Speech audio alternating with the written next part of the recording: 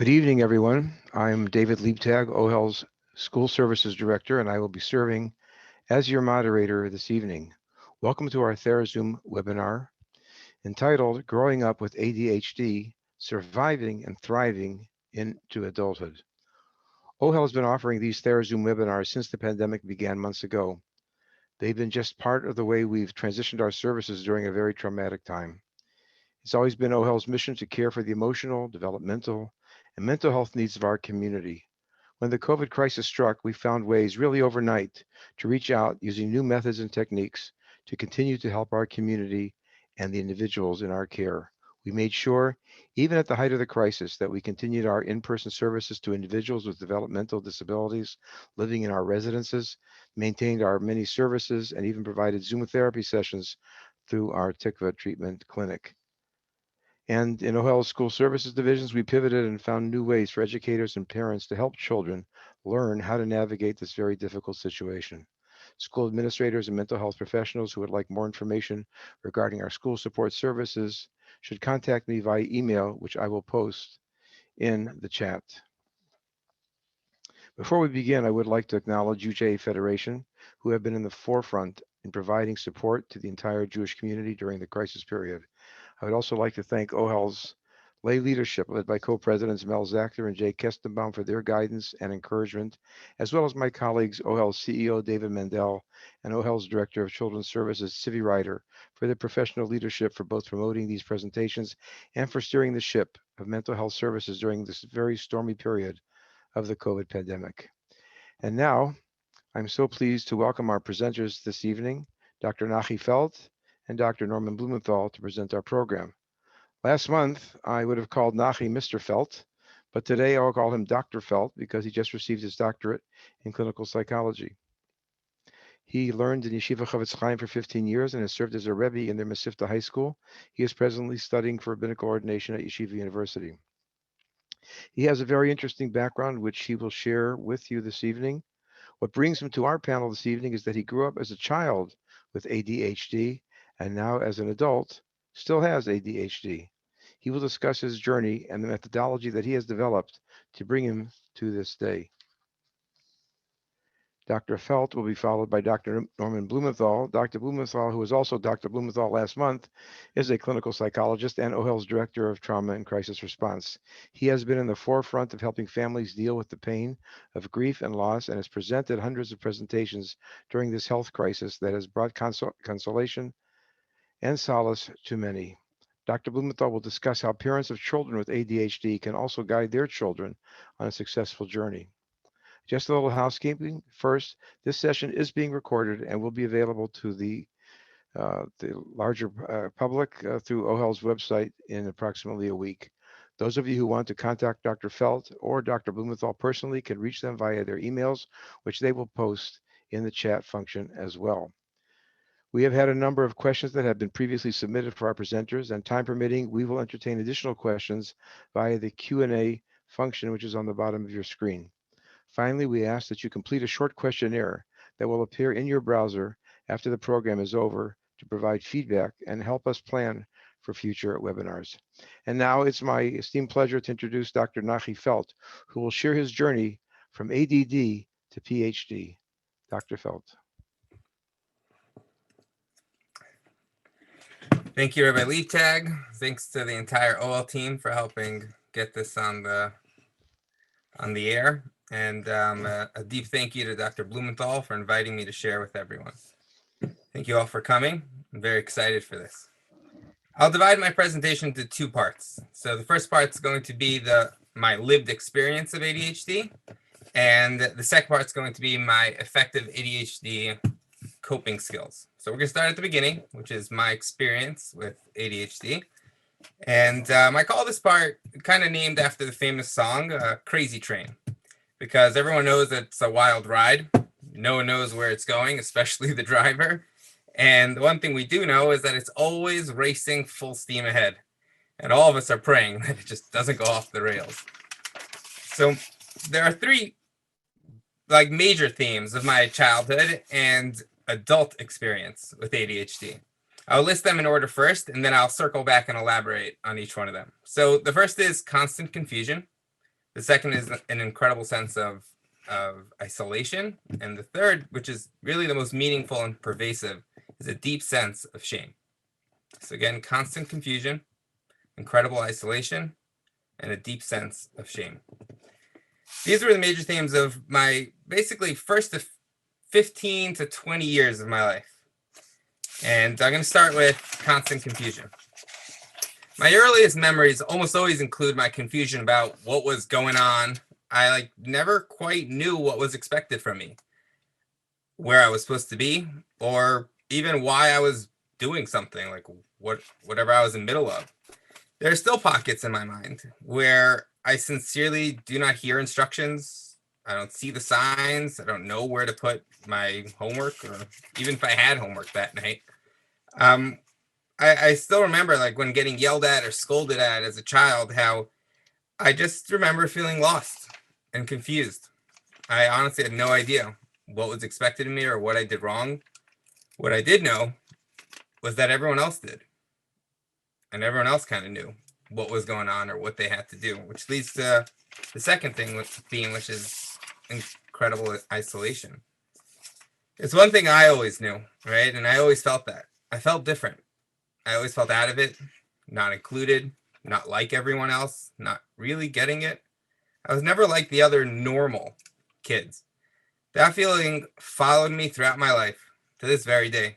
No one else really gets what it's like to be like this. No one else really feels the pain and confusion of looking so similar but feeling so different. That was my childhood.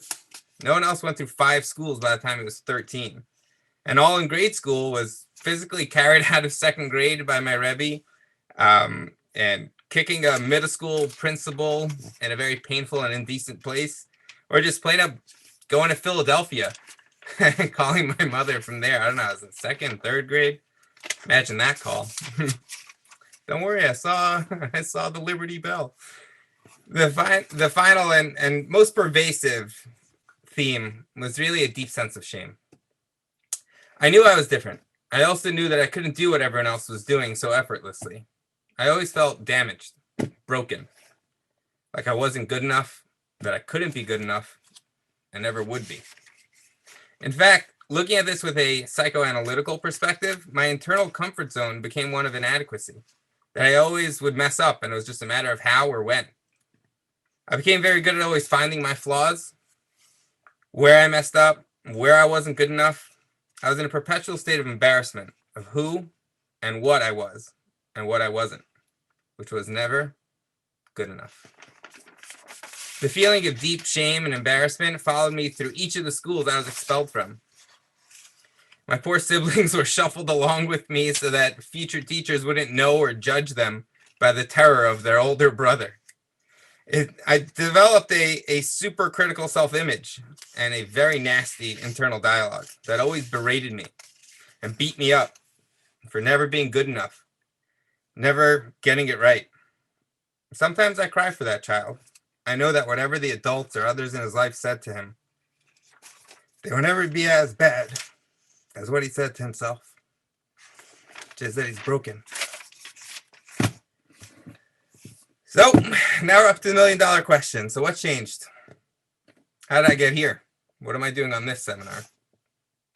So the first off, I just want to put this out there, which is medication. Medication was an absolute game changer. It leveled the playing field. I know it's a controversial thing. Some people are pro, some people are anti, and it's definitely not an easy decision. And it's not perfect. It takes adjustment, getting used to the right dosage and managing and getting used to the side effects. But it did give me a fighting chance. The next part of this positive puzzle is journaling. I've been writing journals since, I think, middle of high school. I've even perfected that journal process with a habit that, something I call a highly successful habit of highly ADHD people. I'll talk more about that later. But journaling for the past 15 years, really almost half of my life, would allow me to kind of get a sense of what was going on, what was happening, what I was doing, what I needed to do. And I would periodically review those journals, like in the beginning of the year, a halfway point, like somewhere in the middle of the year and at the end of the year, and try to identify patterns. And this is what I found. I recognized 5 themes that kept popping up whenever I reviewed my journals. They formed what I consider the 5 cores of my successful ADHD management. Again, I'm going to list them first and then circle back. So the first was chunking. The second was incentives. The third was organization. The fourth is accountability. And the last was manufacturing anticipation. Again, not each one of these in and of themselves was effective. They kind of build on each other and are very interrelated. But together, they were super, super effective. So let's go through chunking. Chunking was breaking things down into manageable, bite-sized pieces that were tangible, relatable, that I could kind of shoot for, meaning to focus on where and what I needed to do. And that was helpful for me even from when I was little, and definitely throughout high school and grad school, yeshiva, dating. I remember the first date I ever went on. That was a wretched experience. Again, I had no idea what to do, where to go. Like I was just lost, and with so much stimulus going on, it was an incredibly confusing experience for me. I remember every single detail jumping out at me, and noticing my date's earrings, her shirt. I think it was pink with 3 golden buttons on the right hand shoulder.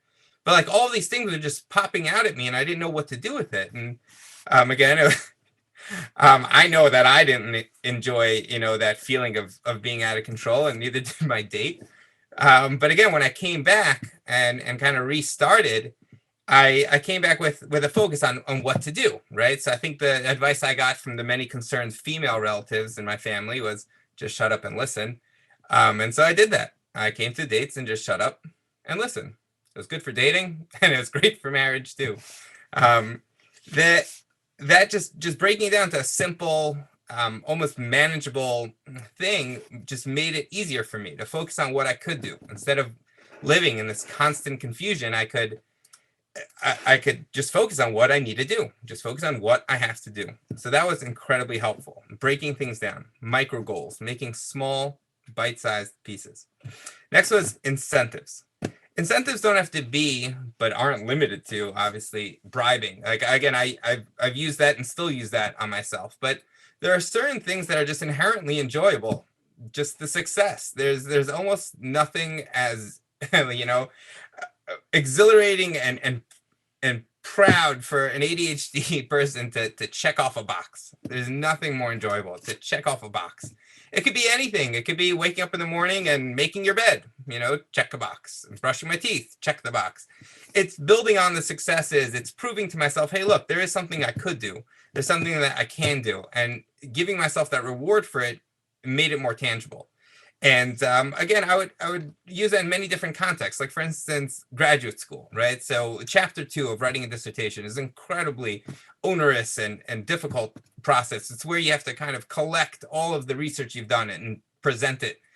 And again, for that kind of thing, which is very overwhelming, I broke it down to small bite-sized pieces. And then, for certain parts of that, like the finishing that chapter, I made myself incentives. I wanted to buy a Tesla. My wife didn't let, but the idea of setting myself, bribes or incentives. But when I got my PhD, I didn't really need to go out and buy a Tesla. I didn't need to do anything because that success was sweet enough in itself. The third is organization. This one is so important and builds on and develops the others, which is that I needed physical, mental, and emotional organization. The physical organization is everything as simple as sweeping the floor, keeping the tables clear, all the surfaces clear, knowing where my things go. I think my wife enjoys that one the most because I'm always cleaning. That for me allows for more of a mental and emotional organization, meaning because inside my head, everything's just so confusing and chaotic that I need to create some sort of physical environment that's calm and steady. And that for me allows me then to maintain a mental organization, which is, okay, this is what I'm focusing on now. This is what I'm going to be working on now. and I'm going to work on something else later. I wrote that down. I organized that. It's on my planner. It's on my calendar. It's going to be there. I don't have to worry about it. It's going to be taken care of. So that allowed for a mental organization, which then led to, with having both of those, led to an emotional organization, which meant that I was kind of comfortable because I knew that I live in an organized environment. I work in an organized environment, meaning, and I think in an organized environment, which allowed me to feel in an organized environment. It allowed me to be okay with the feelings and kind of ride out the floods of feelings and tremendous passions and feelings that rock an ADHD person. It's just the having that physical and mental organization really made a huge difference for being able to manage my emotions. Which, and now we're going to move on to the fourth, which is accountability. A lot of people understand accountability as some sort of external factor. For me, I found that accountability could even be artificial. Like, I've made myself accountable to myself, to me. And it's almost like the Hebrew national hot dog. I answer to a higher authority, which is myself. And that authority is my checklists and my, artificial due dates. And that is super effective for me because it's almost like an organization plus the chunking plus the incentives, and it kind of pulls it all together, but gives it that extra oomph. It gives it that pressure to get it done. Obviously, there are certain things that I needed external and accountability. Like, I remember in third grade, my Rebbe would fill out. The teacher would fill out these little slips every day, my behavior slips, and my parents would give me Lego sets if I accumulated enough of them. So again, that was a sense of accountability, and that was very effective. Again, jobs and stuff like that, those also work, but sometimes I found it helpful to create my own accountability. And again, it's a deeply personal experience. Everyone could do that in their own way, but I found that it could be both internal and external. The last one, which I think is the most fun, is manufacturing anticipation. I really didn't know the best way to describe it, so I'm going to do my absolute best to describe why I use the term manufacturing anticipation, which is that I kind of focus on how I'm almost done, how I'm almost there, I'm almost finished. And honestly, for me to sit down at the beginning of a paper, I would tell myself, I'm almost done, because I really was. I pushed this off for 2.5 weeks. I've procrastinated as much as I could. And here I am. I'm basically almost done. Okay, it needs another 10 hours of work, but I'm basically almost there. And that idea of focusing on I'm almost there activated that sort of sensation-seeking part of me of, yeah, let's get this, this adrenaline, this push to I'm almost done. I'm almost done. It's not as overwhelming anymore. I don't see this huge looming task hanging over me. And I found that to be super helpful, to almost build on what I've already accomplished and to focus on the goal, where I want to be, where I want to get, and how I'm so close. I'm almost there. I mentioned earlier the Saturday night prep, right? I call this the triple P, which is the plan, prepare, and pound. This has been super effective for me since high school, even for little stupid things like keeping myself out of parties or, getting into places I don't want to be or that I know I would regret, to, like I said, accomplishing and finishing my dissertation while also teaching in high school and managing, studying for smicha and managing properties in New York City and rentals and landlording. The only way I really got through that was through my triple P, my plan, prepare, and pound that I did every Saturday night. So I had a few tricks before I explain the whole thing. I'll give a little bit of background for how I made this work for me, which is I always made sure that it could never go past 10 minutes. That was my limit. I couldn't go past 10 minutes. Doesn't matter. After 10 minutes, it's over. I would also give myself an incentive. If I finished, I earned the right to order takeout. Who doesn't like takeout? And the third is that I even tracked my time, and I noticed that the average time for me was between 7 and 8 minutes. That's how long it took me to do my triple P: to plan, prepare, and then pound. So I'm going to go through with you one of my more recent triple Ps. Again, I'd sit down on Saturday night. It's my time. Everything's calm. Kids are in bed. I get to kind of plan out my week. And it allowed me also the calm that for the rest of this week, I kind of knew exactly where I had to go. It built on all of the themes that I've noticed to be so effective beforehand: the chunking, the incentives, the organization, the accountability, and sometimes even the manufacturing anticipation. You'll see also how it attends to my three major like, I guess, challenges, which is the constant confusion, the incredible isolation, and the deep sense of shame. You'll see how the triple P kind of really helps. So I'm going to be sharing with you what I just did in the last week of October. So I usually give it a cute little title, like a little campaign theme. So this one I called The Last Surge. Again, I'm trying to utilize some sort of mental association of, this militant movement, this masculine push to finish, to overcome, to conquer. And this was the goal, right? Which is how I start out. I start with a goal. I put the goal up front and center, which was to finish, complete, and submit my final proposal of my dissertation. Again, an ambitious goal, but that was the goal. So I put that up there on the top. All right. Again, you see like how I was using the idea of the last surge to kind of, channel and harness a lot of my own internal energy into this.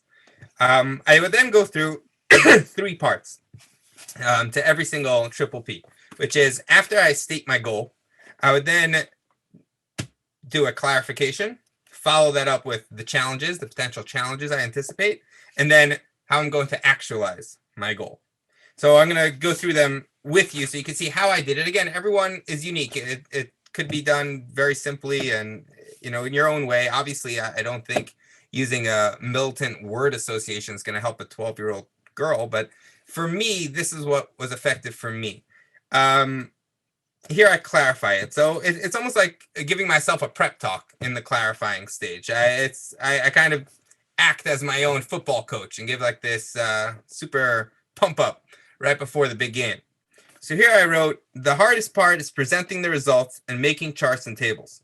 I have to minimize the distractions of perfecting over the charts and tables. I also want to minimize what I'm saying and proving by sticking to just 2 themes that are very well supported. And then I have underlined over here, let go of perfection. So again, right, I'm just clarifying for myself what it is that I want to do, right? I kind of give myself the big picture view. It's, it's presenting the results and the charts and tables and kind of identifying where a potential pitfall would be. Then in the next section of challenges is where I expound more on the challenges that I anticipate will prevent me from achieving my goal.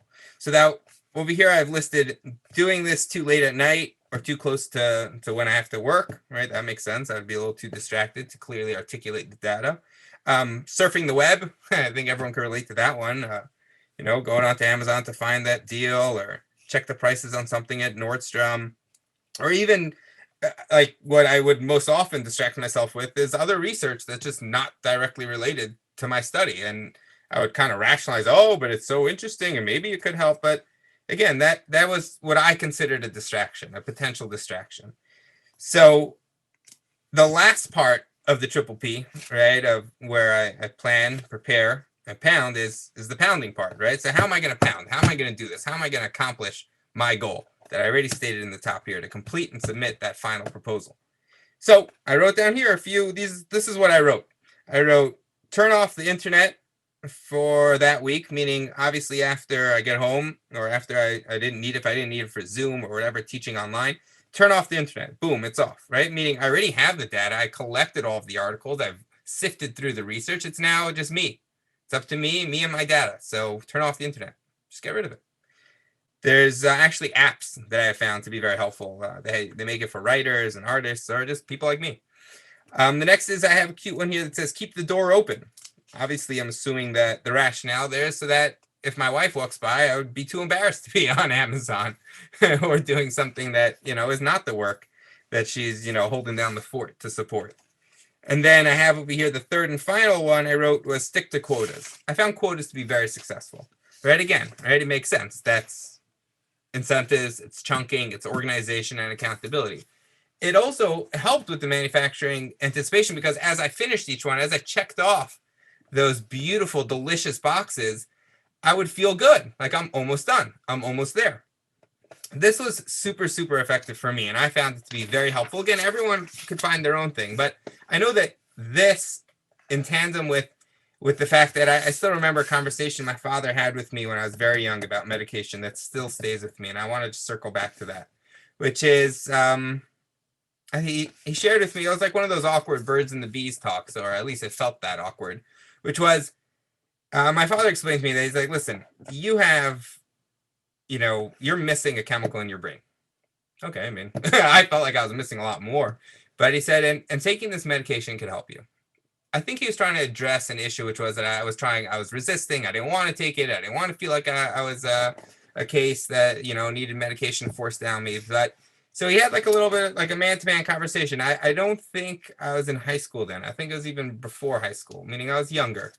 And that kind of helped. It put things into perspective to realize that, I was just missing something. And just like a diabetic takes insulin and injects themselves with insulin because they don't have it or their body doesn't manufacture it. So this is what I needed to take. This is what my body wasn't manufacturing enough for me. That was very helpful. So using, again, the medication, right? These effective coping skills of chunking, meaning breaking things down into bite-sized pieces, using incentives, both inherent and external, organization, again, both physical, mental, and emotional, accountability, which was mine, or an external accountability, and manufacturing anticipation really, really helped me. And again, it's something that really helped propel me out of this horrible place of that experience of ADHD, which is that constant confusion of never knowing what's going on, that incredible isolation of just feeling like I'm alone. I'm not like anyone else. Everyone else is so much better and smarter and quicker and just more capable of doing the things that everyone else in life expects of them. And then that deep sense of shame. It really just helped me kind of regain my own sense of self, that I could be who I want to be. And my ADHD doesn't have to define me. And certainly those statistics didn't. And really my choices define me. And I think that that's very true. ADHD doesn't have to define us. Our choices define us. And it's really my sincere hope that many of you found what I'm sharing to be helpful and empowering, and the way that I harnessed my ADHD to power my personal productivity. I'm happy to help if anyone wants to reach out for professional consultation. And my email is drnachifelt@gmail. I'll post it in the chat also.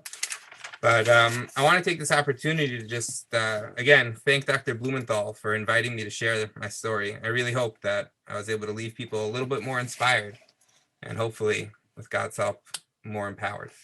Thank you so much.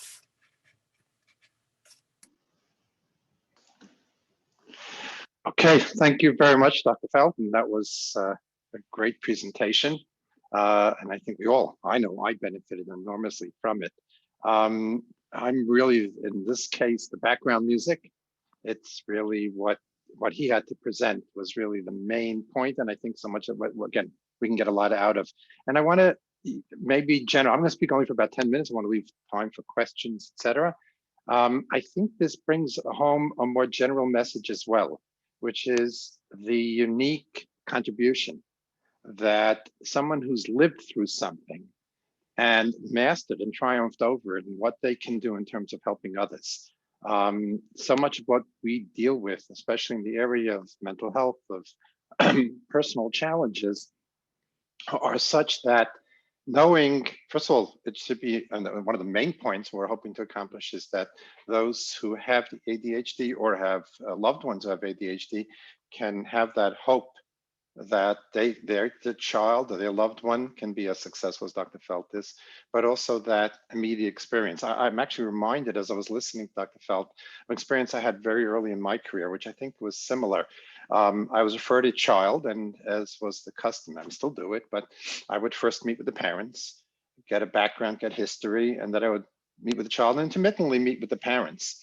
And I met the initial session with the mother of this child, and I forgot why the father wasn't there. Maybe he was at work or had to watch the other children. And she's, she presented the concern she had for her child, and I asked her a little bit of her background, her own background, but about her life. And she mentioned something, And I just very offhandedly said, well, that's very typical in Holocaust survivor families. So I saw the child for a few weeks, and then it was time to meet with the mother again, and we had another meeting. And then at the end of that meeting, she said, Dr. Blumenthal, I have to confess something to you. Remember, I said this, and you said that was typical for Holocaust survivor families? I said, yeah. She said, I never told you my parents were Holocaust survivors. And I, as a child of a Holocaust survivor, could have sworn she did. I could have sworn in the stack of Bible she did, but it was so familiar to me. It had such immediate relevance that it's as if she told me. And that's, I think, what we witnessed tonight is that very firsthand experience. I just want to resonate with a few points that I think are important. One of them, and I'm so glad that Dr. Felt mentioned this, is he didn't just talk about the disorganization, the impulsivity, we all know about that. He spoke about the isolation and the shame. And it's interesting that many of us would, if we saw a child or an adult who's depressed, who's anxious, we would understand that they're in pain, and we would recognize that as something that needs to be addressed. I don't think we typically look at what we often refer to as the dysregulated child or the child with ADHD as someone who's in pain. They just seem to be on, running on 20 cylinders. They're active, they're impulsive. We don't realize that they're acutely aware that they're out of sync with others. And I've heard this in my office, but it's not a natural response that I would have had I just witnessed this child or adult just out there. And so therefore, I think it's really important, and especially as we make some very difficult decisions, how to help and assist children, particularly with ADHD, that they're in pain. They're suffering. They don't want to be like that. And even if they seem aggressive, and even if they seem almost like arrogant sometimes, that's their impulsivity. That's their lack of self-restraint. They're not happy people, and they are happier people when they're able to belong and fit in better. And when we talk about the isolation, we often very much associate ADHD with academic failure and academic struggles, but it's social struggles too. When to be successful socially, one has to be focused on social cues and on how they read facial expressions. And when you're distracted, you don't do that. You're not focused. You're not accomplishing the social skills that you need, and even emotional adjustment. It takes focus. You have to be in touch with yourself, with your own emotional responses. And if you're just responding and you're not focusing, you even get out of touch with yourself, and it can be a very painful and confusing experience. So again, I want to thank him, Dr. Felt, for bringing that to our attention as well. I mean, I think the obvious question is, how did it happen? How did somebody who had deficits and who we would maybe have naturally anticipated would have a very hard time adjusting, be as successful as Dr. Felt, and soon Rabbi Dr. Felt is? And I think it takes a number of factors. First of all, as to dispel the myth. And I will tell you that this myth was actually taught to us when I went to graduate school sometime around the Civil War, but you don't outgrow ADHD. What happens is, though, it becomes more manageable because you have a little bit more control over your life as an adult. It's interesting that the arena where where a child can measure their success and their sense of competence for most of their childhood is school for most of the year. And school's a highly regimented place.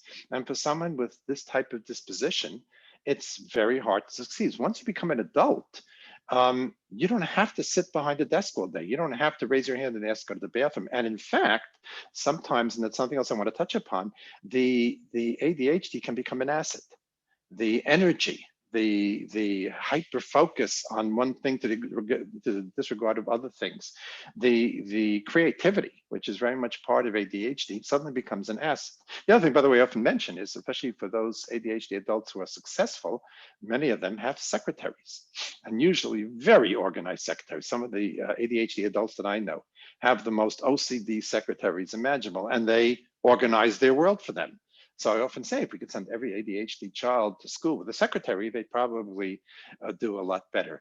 So it's not outgrown, but it's, in fact, many of the ADHD adults that I know are not taking medication on a regular basis, but have the medication in their pocketbook And if they are in a situation where they have to sit for a long time or focus, so they take it sort of, as the physicians call it, on a PRN basis, which is sort of on a more as needed basis, and they don't have to be on the medication as regularly as they might have to as children. And again, I want to reiterate also what Dr. Felt mentioned.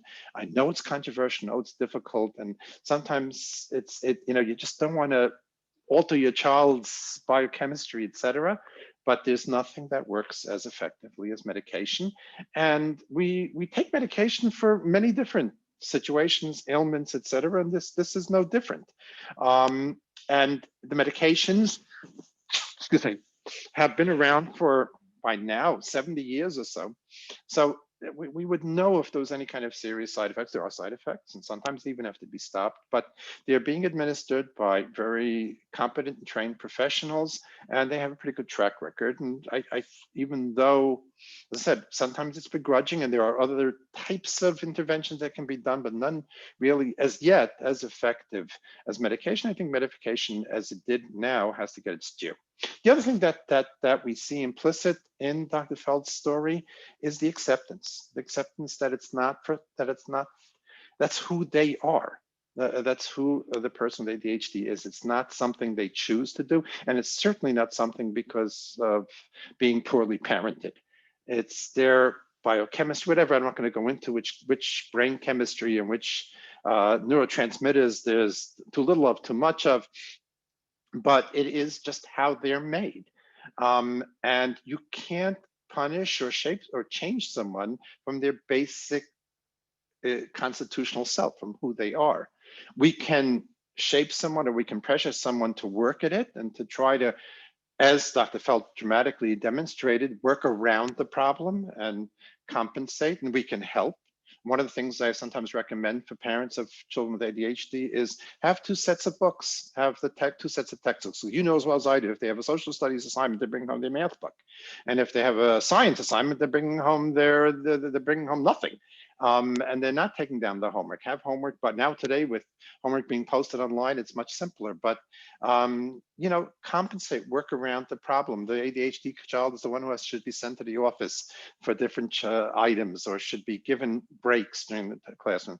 Well, some of the research shows that increasing recess helps children with ADHD. So work within who they are and maximize the strength and appreciate who they are. As I said, there's a body of research that suggests that children with ADHD tend to be very creative, tend to be imaginative, think outside the box, and they can be extremely successful. They can be entertaining. In fact, it's very interesting that when it comes to some of these mental health issues, usually if you have a physical ailment, it's very rare that you'd say to somebody, well, we want you to keep the physical ailment, we just want you to get a better handle on it. I mean, if you have arthritis, if you can get rid of it, you're very happy to get rid of it. If you have asthma, if you can get rid of it, you're very happy to get rid of it. But many of what we call the mental illness, when more manageable and when contained, can actually be an asset.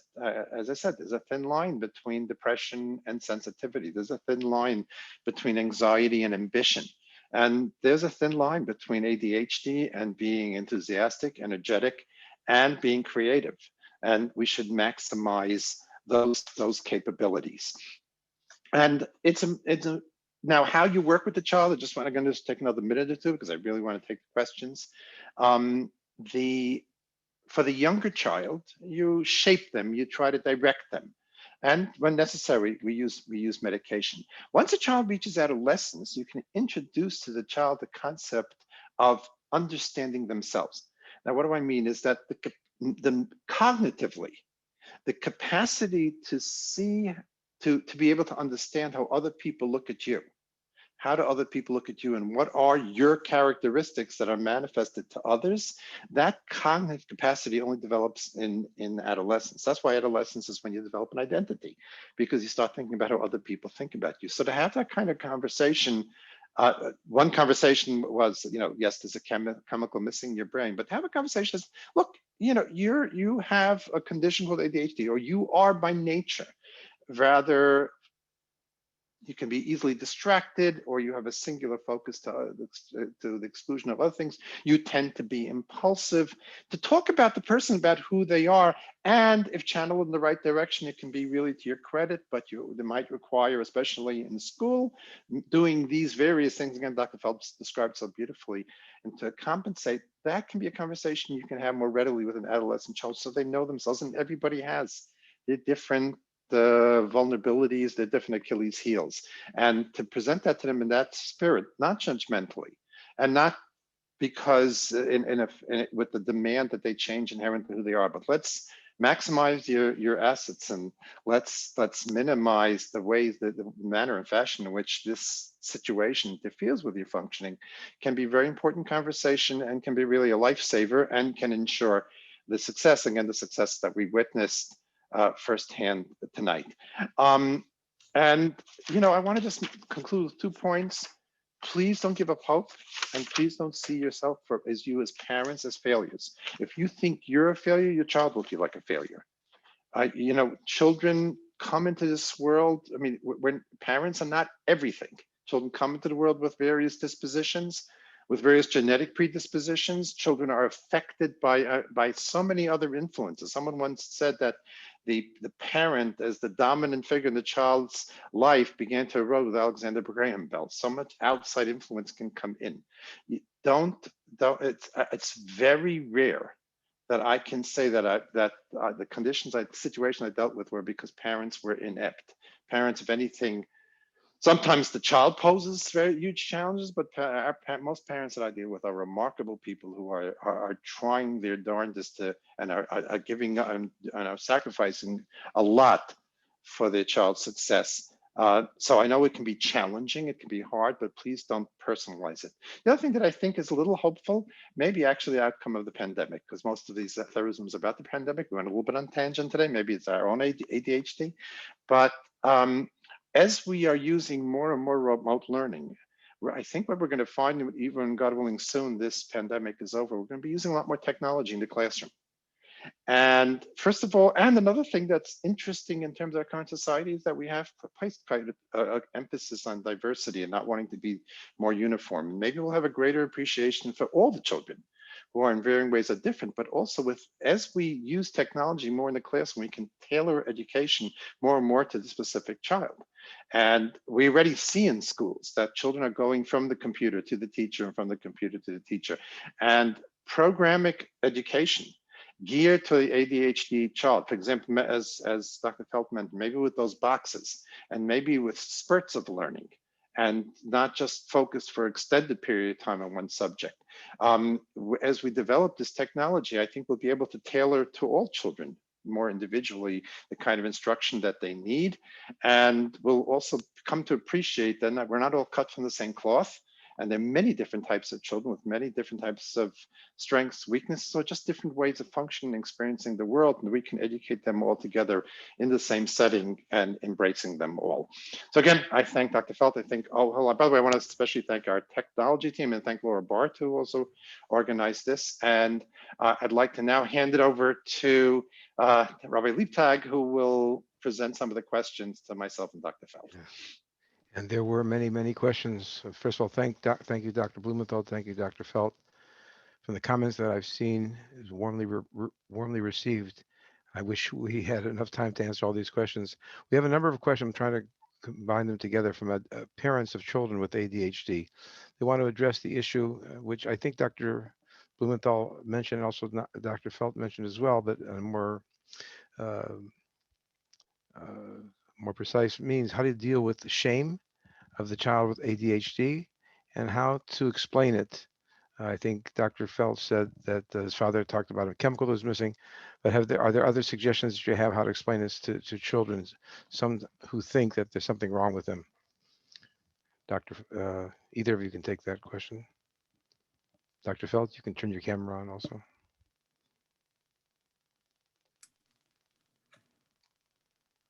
Do you want to, Felt, you want to take it? Huh? You go first. I'll go first. Okay. So first of all, anytime you explain something to a child, especially it's a difficult topic, before we even get into the specific script, you have to be aware of the kind of setting and time and the manner and fashion in which you discuss this. It's not discussed when they just broke your favorite vase and you're ready to kill them. That's not the time to try to introduce the concept of they're having ADHD. It's a complicated and it's not maybe one conversation. It's a conversation that may evolve gradually, but it should be done in a fashion, in an embracing and loving fashion. And it should be done in a fashion that is calm, that is thoughtful, so it can be reflective. As I said, I don't think you can start talking, I don't think it's effective necessarily with the pre-adolescent to start labeling and start identifying them as this kind of person, that kind of person, because that's not really how they think. I think they need to know that they're really good kids, they mean well, that sometimes things get the better of them, and we're going to give them ways and we're going to help them to learn how to fit in better, to be able to structure their lives better. And as I said, when it comes to the medicine, again, introducing it as no different than your brother, sister who take allergy medicine, and maybe somebody else who has to puff because of asthma. We all have different areas of weakness, and thank God we have medication that can assist you with this. And again, this will be mutual, and we're going to work together. We're going to work with whatever professional we're accessing. And by the way, the other thing is also to coordinate with the school. For young children in particular, the more consistent the message is. If they get a message from parents, they get a message from their teacher, they get a message from their grandparents, and it's a similar coordinated message, it'll sink in better. Dr. Felt, what could please go? Yeah, all of those were very effective that I saw in my life. Again, like how my father would work with the teachers to give me those little slips. But I know that for myself, I remember my wife was doing her special ed degree, and she was on the chapter on ADHD, and obviously I, perked up. And they presented in the book like almost like a whole bunch of role models going through. I think it was Branson, the guy who started Virgin Atlantic, going through all these like great explorers and inventors. And it's kind of, I think it's also helpful to help give them that sense that there are superpower. It's like almost like a superpower, and it's how you use it, how you choose it. You can choose it to use it for good. How you choose to use. And yeah, I think kind of framing it in a positive kind of environment, in a positive way, I think is very helpful and keeps it much more happy. Thank you. Another question that we received, and this is the fame, I think you referenced to it, Dr. Felt, in terms of the quandary the parents have over making decisions about how to treat their children. The question is, meds or behavioral remedies, which are more effective for the treatment of ADHD? And does age make a difference when it comes to choosing a better treatment? I went first last time. It's your turn. I think that again, the questions, like again, the idea of using medication in tandem with physical and behavioral, I think is probably the best thing, because again, it could be very overwhelming for the child and honestly for the parents too.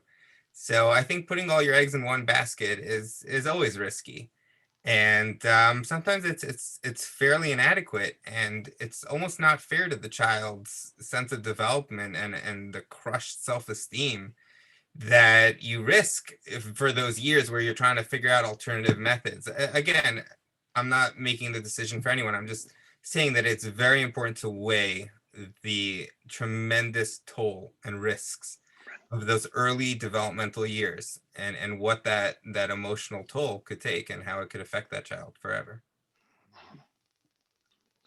There are side effects to not fitting in, side effects not being able to restrain yourself also.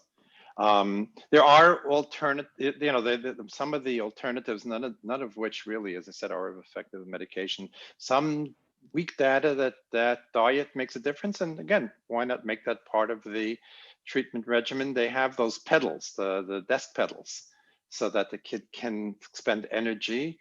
That helps, and physical activity in general is useful. Working around the problem, as I said, having the textbooks at home, having organizing the child so they work in spurts. Physical activity, school districts that have increased recess have found less problems with ADHD, and I'm sure none of the children will object to that. there's neurofeedback. Some people, and somebody just recently informed me that not that the THC in marijuana seems to be effective. Certainly would have, I think when I was young, many of us would have wanted to have ADHD under those circumstances. But so there are things, other approaches, and sometimes children can't have the medication for a host of reasons. But again, it is the best, and it has a good track record. Yeah, a couple of questions from adults who, when they were children, were not officially diagnosed with ADHD, but as they've gotten older and realizing some of the symptoms of ADHD, they're wondering if they, in fact, do have ADHD. You know, they're not focused. They have problems with attention. They're procrastinating. I guess the question is, when does behavior become a pathology from an adult perspective? Okay, I'm so I'll glad take it's this. your turn, Dr. Blumenthal. Okay, right, there we go. You see how organized we can be, you know. So first of all, something is a problem when it interferes with your functioning. I know there's a classic story they tell about the father of psychology, Sigmund Freud, who came to America in 1912 to give lectures on psychoanalysis. And he, you know, professors from all around the country came to Amherst University in Massachusetts, where he was going to give a week-long lecture on this new technique he developed. And he spent 3 days lecturing. And if you've read Freud, you know he was very loquacious. And after those 3 days, there was going to be, like we have now, questions and answers. And at one point, one of the visiting professors raised his hand and said, Dr. Freud, you just spent 3 days talking about what's abnormal, what's normal. And everybody braced themselves for 3 more days of lectures. And he said 3 words, which is the most famous part of those lectures. He said, Leben und Arbeiten, love and work. If your relationships are intact, if you're reaching your potential on your job, you're okay. If it's interfering, then it's a problem. And so I think those are the criteria that you have to measure. And by the way, one of the benefits of, if you want to just try the medication, even as an adult, one of the benefits is it's a little bit like an aspirin. It stays in your system for a few hours and then it's gone. And you can just do it on experimental. I mean, you obviously have to get a prescription. You know, you'd have to have a physician give you a prescription, but you can try it. And maybe not once, maybe try it for a week or so and see if it does enhance your functioning. And then you would know. Again, the benefit for an adult, though, is that they have more control of life. And most of us, sometimes I say to parents, unless your child's going to become a career soldier, they're not going to be spending their time in as regimented a setting as school. So it is easier to work around the problem when you're an adult than it is for a child. I don't know if you want to add anything, Dr. Felt. Yeah, I know that some people have this idea of almost the opposite, this myth that you kind of grow out of ADHD. I remember when I went to my primary physician after I think I was engaged, married, and just to fill my prescription.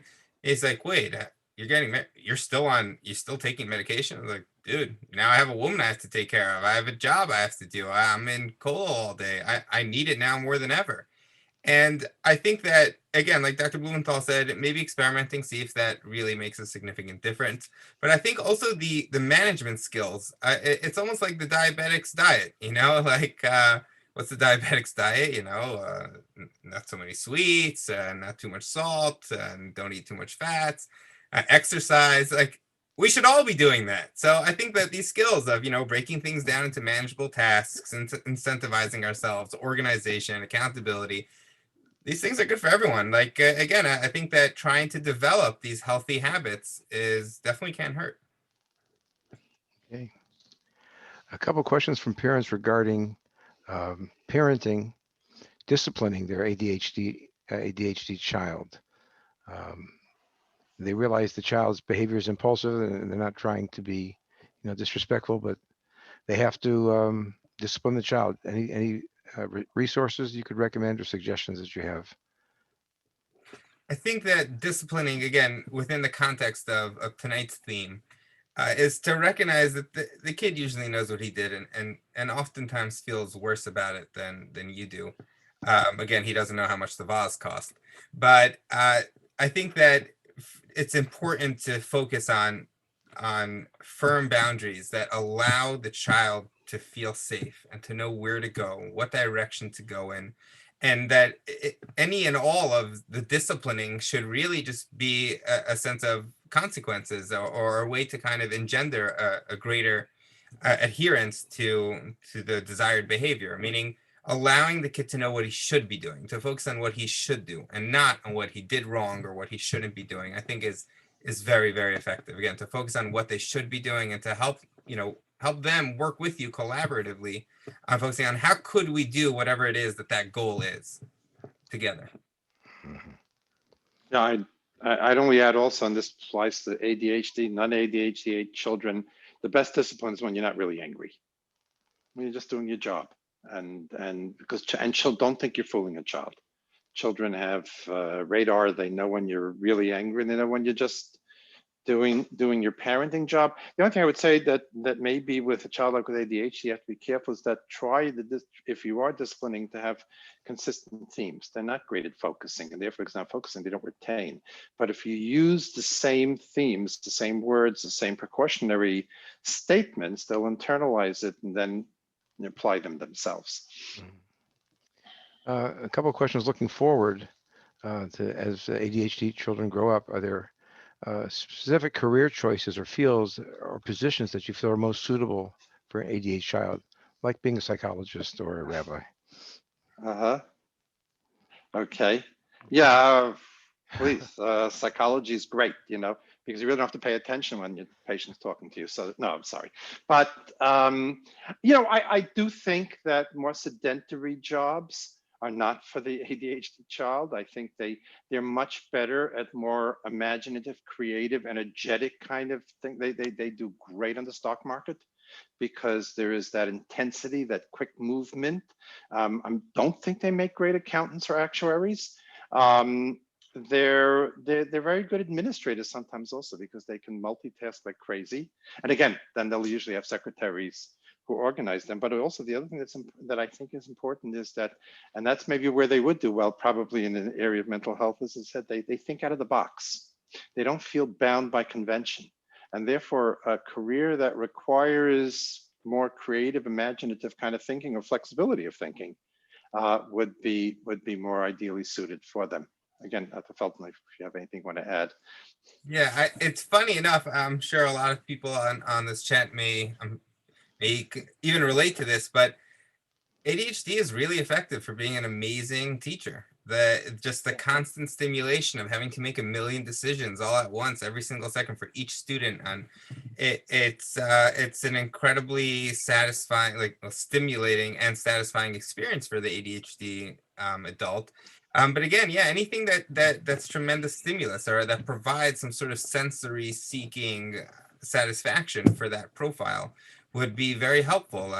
Even again, anything from construction, police, right? The idea of having something that provides some sort of fun, even if it's bursts of action here and there, it makes it more manageable. The sedentary aspects of the job are more manageable if they know that there's going to be more fun or that there are aspects or opportunity for more of a sensory experience. Great. Well, that brings us to the end of our program, 10 o'clock this evening. I want to thank Dr. Felt. I want to thank Dr. Blumenstein. Thank all of you for attending. I want to reiterate that this webinar is being recorded and it will be available on the Ohel website in about a week or so. Also remind everybody, after this webinar is over, there will be a questionnaire in your browser. Please respond to that. It'll help us plan for future webinars. Thank you all very much. Have a good evening.